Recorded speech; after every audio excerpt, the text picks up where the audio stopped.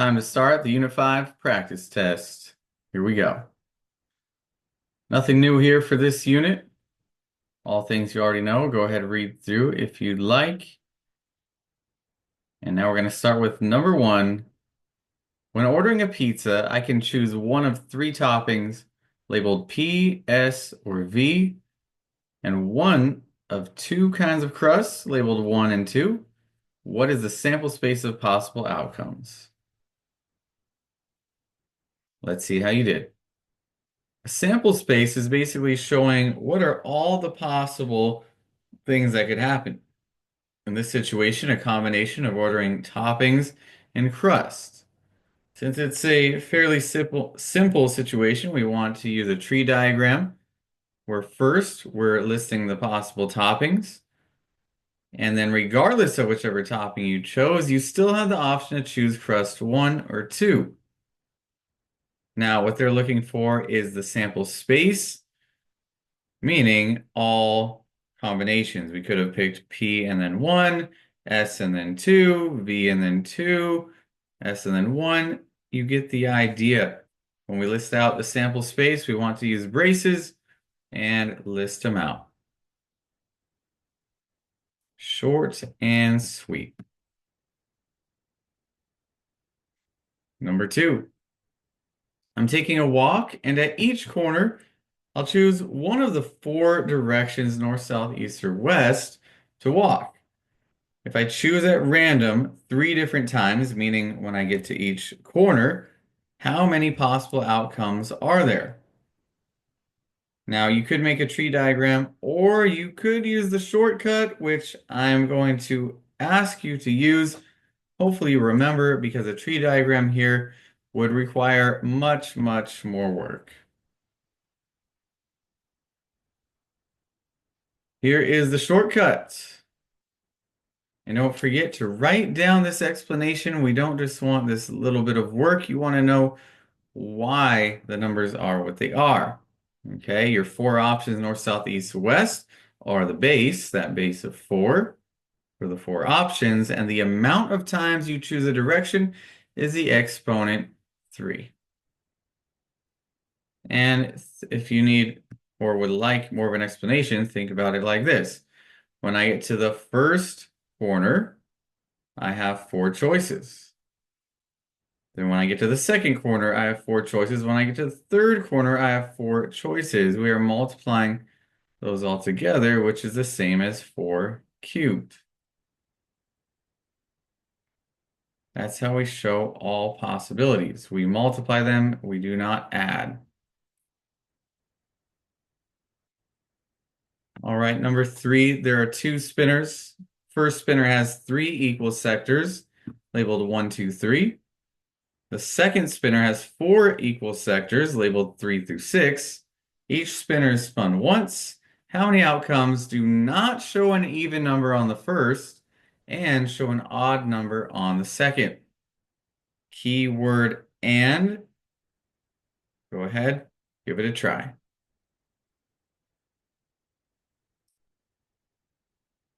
The answer, hopefully you got, is C. Remember, and is another word for also or both. Both things need to happen. That's the situation we're looking for. Okay. So the first situation is do not show an even number on the first spinner. So we're looking for odd. That's why the 1 here and the 3 there are underlined, because those fit the requirement.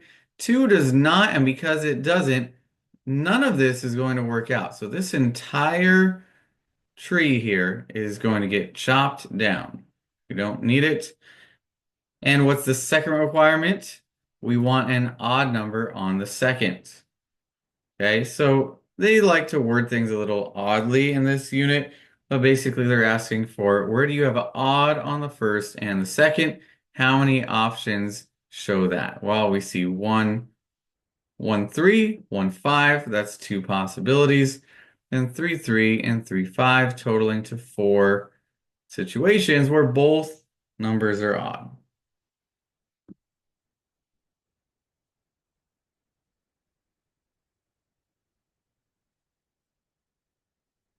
Try number four, and also try not to just list out like, oh, D for dependent, I for independent, I for independent.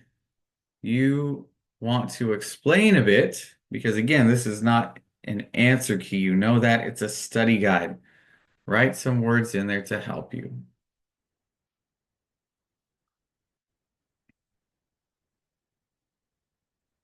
What do you get? Hopefully you got C. A coin is flipped 3 times in a row, independent. The outcome of one flip does not affect the other flips. You're just flipping the same coin over and over. B, 10 cards are drawn out of a deck without replacement. Those words should stand out to you. Without replacement means dependent every time. A die is rolled while a spinner is spun. That's independent. Those are two different objects doing two different things. And finally, 5 marbles are drawn out of a bag being replaced each time, while replacement or being replaced means independent.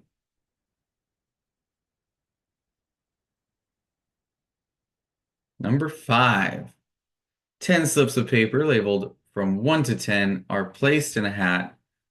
The first slip of paper is not replaced. Key info.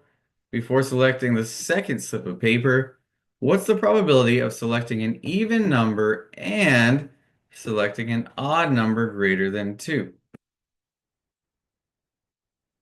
Hopefully you're getting warmed up, getting more comfortable and confident. Let's see what it is. D. It's also really good for you to practice writing out this notation so you can mathematically explain what's happening before you just jump to the fractions here. So first, they want to know the probability of selecting an even number. Well, you could write out the numbers 1 through 10 or just think about it, but there are 5 even out of a total of 10. And we see the word and, which means multiply. So we're multiplying that with this probability, the probability of then selecting an odd number greater than 2. Okay. Interesting. And what would make this even better is if I got rid of that. Let's do this. And instead of just saying the probability of an odd number greater than 2, didn't something already happen first? So we want to say, and actually, let's just make it E for even. Let's make this a little bit better. The probability of first picking an even number times the probability of selecting, let's see, an odd number. I'm not just going to put 0 or O because it might look like a 0. Then the probability of selecting an odd number greater than 2, given that you already picked an even number. That's much more accurate. And that fully describes what's happening, right? Conditional probability. Do things change based on the even that was first selected? Well, there were 5 even out of 10 total. And the words not replaced means, okay, now we have 4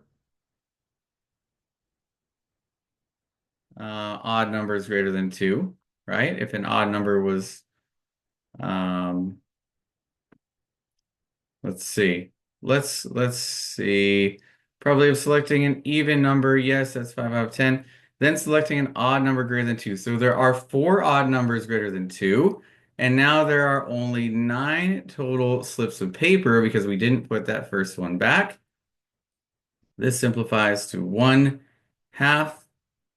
We can multiply across to get 4/18, which then simplifies to 2/9.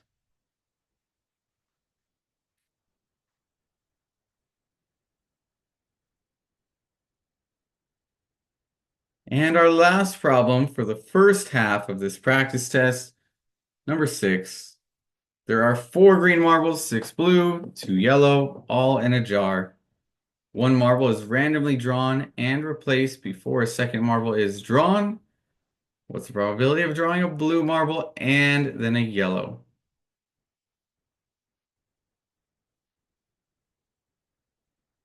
Okay, we want to write this out. Probability of selecting a blue. The word and, multiply. Probability of now selecting a yellow after you selected that blue. Notice in the last problem, instead of the word after, I had the vertical line. They mean the same thing. Okay, so at first there are 6 blue marbles out of 12. 6 over 12. Then what happens? Was something replaced? It was replaced, so that tells us the denominator doesn't change. It's very important to note that. Okay, and what goes on top? 2, because we're selecting a yellow, and there are 2 yellow. No yellows have previously been selected. Once again, simplify. 6 12s to 1/2, 2 12s to 1/6, multiply across, and there it is. Short and sweet. We're done with the first half of this practice test. Come back for the next recording where I'm going to go through 7 through 12. See you then.